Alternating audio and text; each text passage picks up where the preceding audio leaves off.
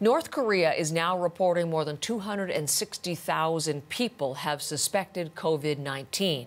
The country acknowledged its first outbreak of the pandemic just last week. The official Korean Central News Agency says nearly 2 million people have become sick with fever since late April. Richard Kimber is back with us this morning, continuing to track the developments, and he is from Hong Kong with the very latest details as far as the situation in North Korea. Richard?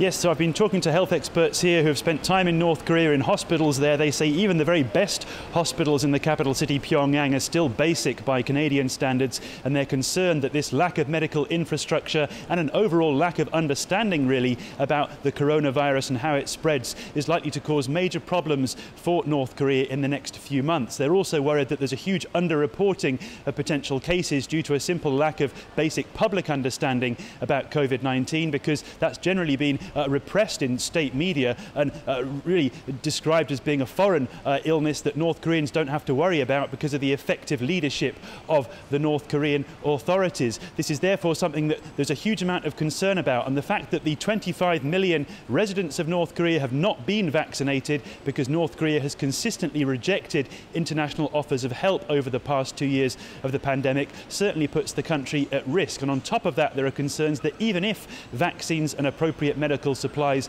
are brought into the country, a lack of overall infrastructure to deliver those and distribute them will also make it very hard for the public at large to be protected from what is likely to be a devastating outbreak if it continues to spread.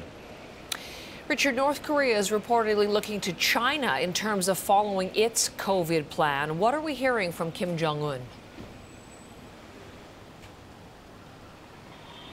Well, South Korean reports say that 3 cargo planes have now reached North Korea from China, but it's not clear what's been on those cargo planes and, crucially, whether or not Kim Jong-un has allowed Chinese-made vaccines into the country. I spoke to a health expert earlier who knows quite a lot about the North Korean health system. He said that the country is not necessarily opposed to vaccines. It's used vaccines in the past, but the idea of relying exclusively on international aid will not necessarily be something that Kim Jong-un wants the North Korean public to see that he is doing. And this comes at a crucial time for North Korea because, of course, in the coming days, President Joe Biden will make his first trip to Asia, including trips to South Korea and Japan, where North Korea will be high on the agenda. And the White House is expecting that Kim Jong-un is trying to use this as an opportunity to show more military displays of might with expected missile tests, right at a time when, frankly, from analysts' points of view, this is the least useful thing that he could be doing to further potentially isolate North Korea